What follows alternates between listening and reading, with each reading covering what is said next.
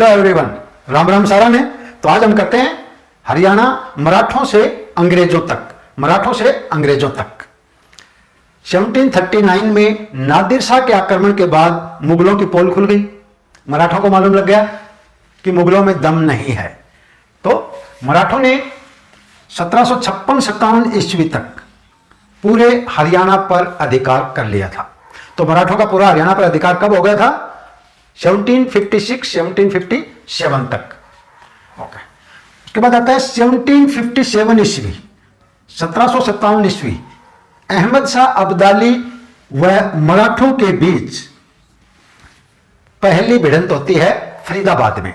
तो अहमद शाह अब्दाली, जो बाद में पानीपत की तीसरी लड़ाई होती है 1761 में, उससे 4 साल पहले 1757 ईस्वी में अहमद शाह अब्दाली व मराठों की सेना की भिड़ंत होती है फरीदाबाद में।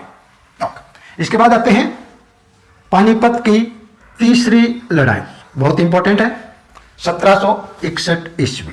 पानीपत की तीनों लड़ाई की डेट आपको याद होनी चाहिए। पहली लड़ाई 1526 बाबर व इब्राहिम लोधी, दूसरी 1556 अकबर व हेमू, तीसरी 1761 अहमद शाह अब्दाली व मराठों के बीच। तो ये तीसरी लड़ाई हुई मराठों व अहमद शाह अब्दाली के बीच। अहमद शाह अब्दाली इनके बीच हुई। मराठा सेना का जो नेतृत्व कर रहे थे सदाशिव राव भाऊ। सदाशिव राव भाऊ, तो इनको हम भाऊ सेना बोलते थे। उस समय के पुराने बूढ़े बताते हैं जब मराठे बुरी तरह हारे थे 1761 की लड़ाई में, तो गांव के अंदर से लूटपाट करते जाते थे, तो गांव वाले बोलते थे भाऊ सेना आ रही है, तो मुकाबला करने के लिए तैयार हो जाते थे। तो यही थे भाऊ सेना। सदाशिव राव भाऊ मराठा सेना का नेतृत्व कर रहे थे। इस लड़ाई के बाद अब्दाली ने दिल्ली राज्य दिया नजीब धौला को। किसको दिया? नजीब धौला। नजीब धौला का कौन सा राज्य दिया? दिल्ली का। धौला को वहां से याद रख लो, धौला को वहां दिल्ली में है, तो नजीब धौला यानी दिल्ली राज्य दिया। अभी अंबाला, जींद, करनाल, कुरुक्षेत्र, अंबाला, जींद, करनाल, कुरुक्षेत्र, यह क्षेत्र उन्होंने जॉन खां को सौंप दिए। जॉन खां यानी अंबाला, जींद, करनाल, कुरुक्षेत्र जॉन खां को दिए। उस समय जो मुगल सम्राट था वो शाह आलम द्वितीय था। कई बार ये क्वेश्चन आ जाता है पानीपत के तृतीय युद्ध के दौरान मराठा सम्राट कौन था? तो मराठा सम्राट था शाह आलम द्वितीय। थोड़े बहुत बच्चे कुछ पार्ट के ऊपर इनका अधिकार बच चुका था तब तक। ओके, अहमद शाह अब्दाली को कुछ दूसरे नामों से जाना जाता है। एक तो दुर्रे दुरानी। दुर्रे दुरानी किसको कहते हैं? अहमद शाह अब्दाली। और दूसरा इनका नाम है युग का मोती। युग का मोती, इन दोनों नाम से कौन जाना जाता है? अहमद शाह अब्दाली। अहमद शाह अब्दाली। नेक्स्ट आता है कुंजपुरा का नवाब। कुंजपुरा का नवाब। कुंजपुरा के नवाब थे नवाजत खां। नवाजत खां ये अब्दाली समर्थक थे और बाद में मराठों ने इनको ठिकाने लगा दिया था।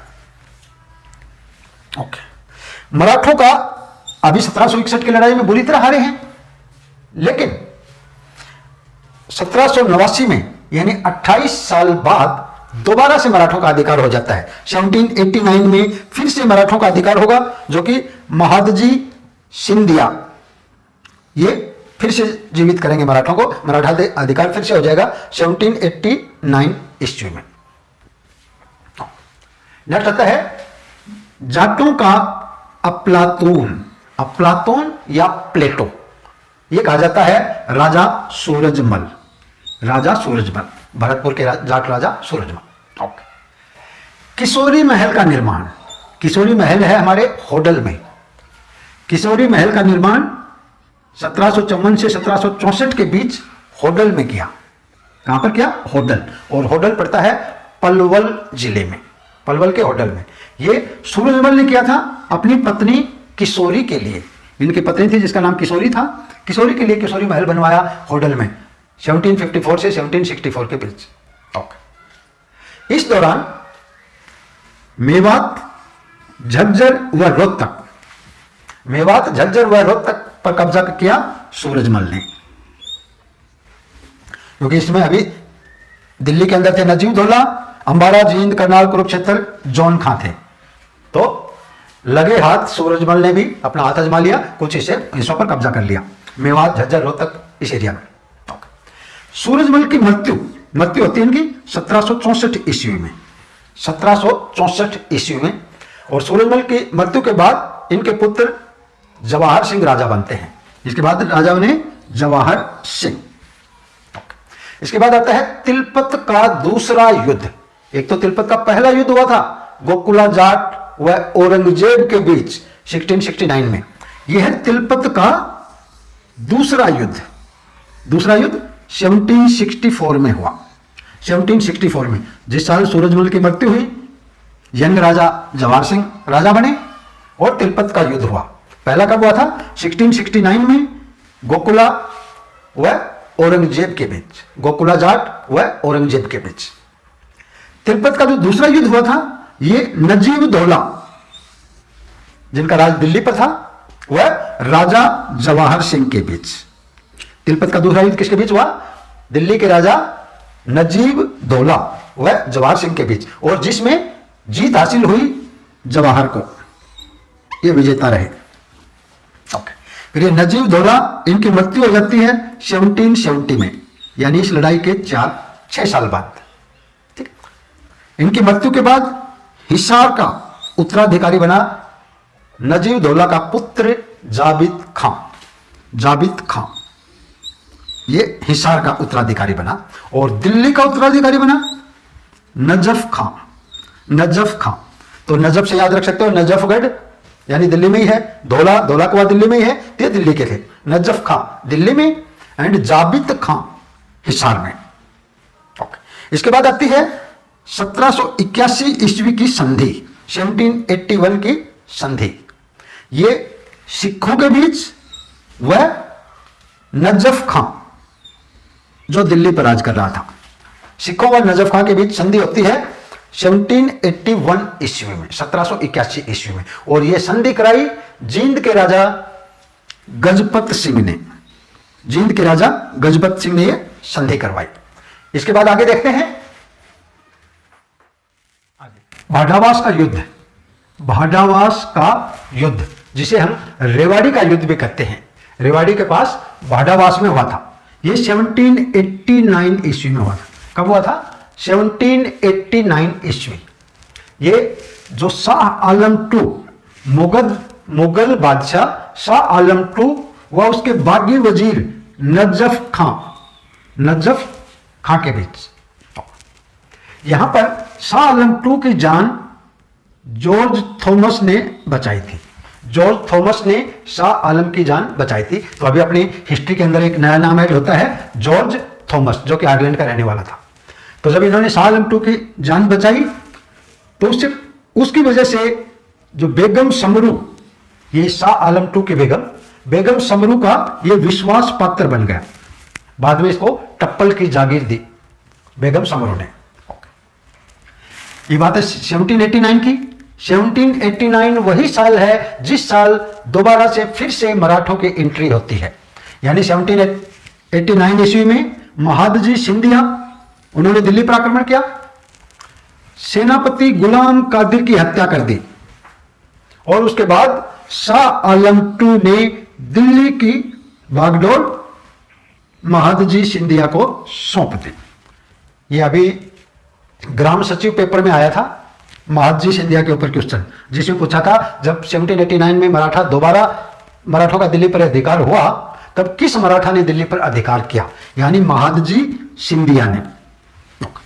तो अभी जो नई एंट्री हुई थी हमारी जॉर्ज थॉमस रेवाड़ी की लड़ाई में, जिसने कि शाह आलम टू की जान बचाई थी और उसकी वजह से बेगम समरू खुश हुई।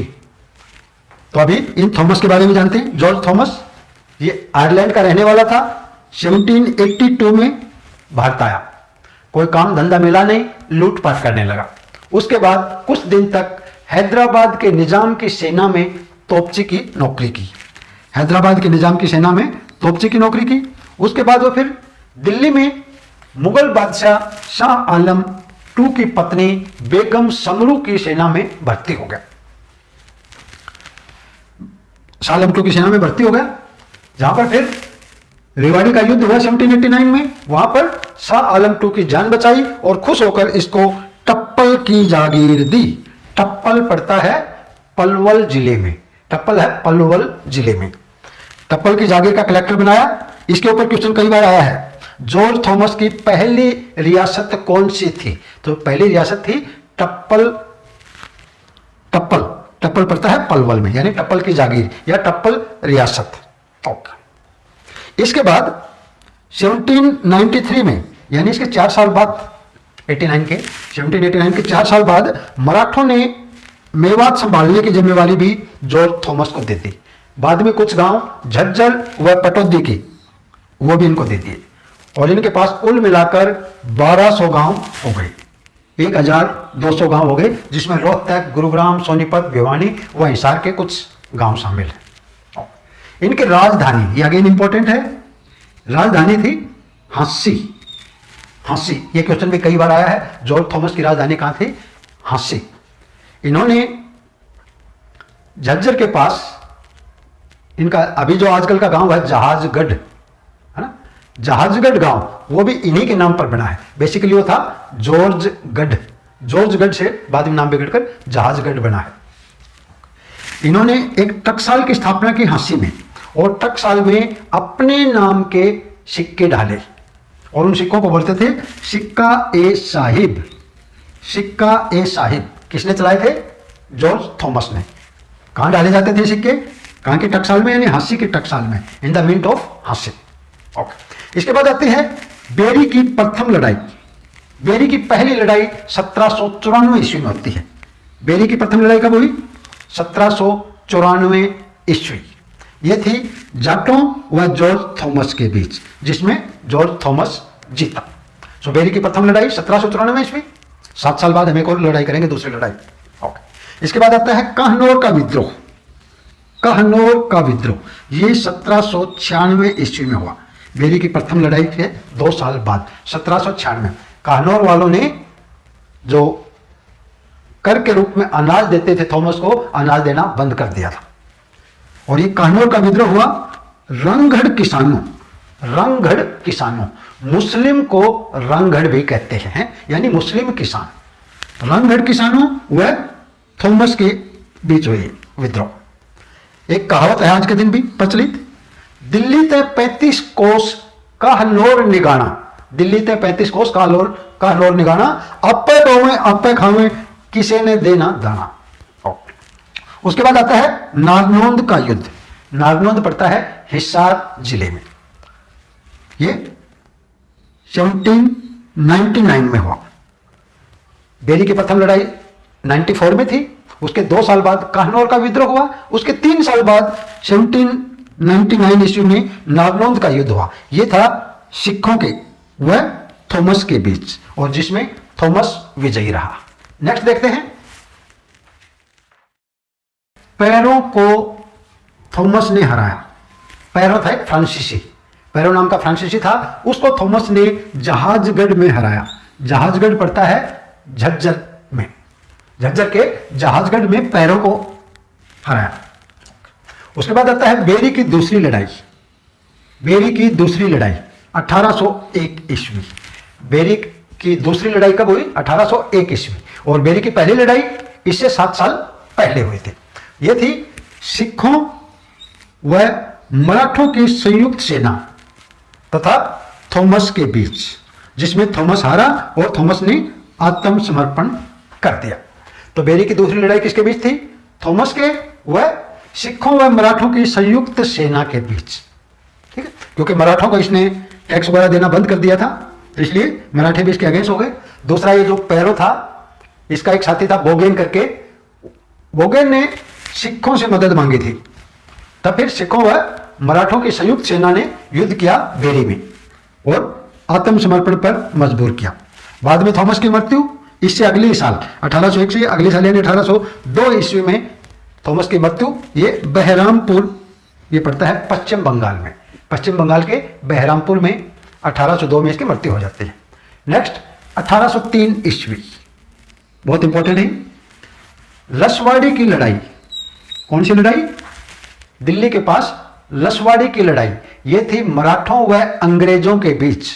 मराठों व अंग्रेजों के बीच रसवाड़ी की लड़ाई। ठीक, इस रसवाड़ी की लड़ाई में मराठे हार गए और अंग्रेज जीत गए। तो मराठों का जो शासन था वो हरियाणा से खत्म हुआ, समाप्त हुआ। सो मराठों का शासन कब खत्म हुआ? 1803 ईस्वी में। ठीक है, 1803 ईस्वी में ही महाराष्ट्र के सुरजी अंजन गांव, महाराष्ट्र के सुरजी अंजन गांव में अंग्रेजों व मराठों के बीच संधि हुई।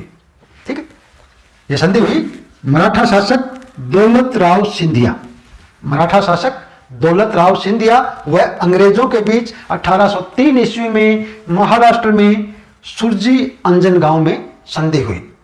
ठीक है, और 1803 इसी साल से ही हरियाणा पर ईस्ट इंडिया कंपनी का अधिकार हो गया, वह हरियाणा ब्रिटिश शासन के अधीन आ गया। और उस समय मुगल बादशाह थे शाह आलम II।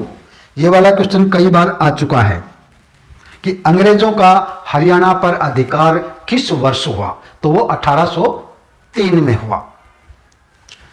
तो आज का ये टॉपिक इधर ही खत्म करते हैं। होप आपको समझ में आया होगा। अगर मेरे वीडियो आपको समझ में आ रहे तो अपने दोस्तों को चैनल के बारे में बताइए ताकि मुझे प्रोत्साहन मिले। अच्छा ले, राम राम, चलते हैं।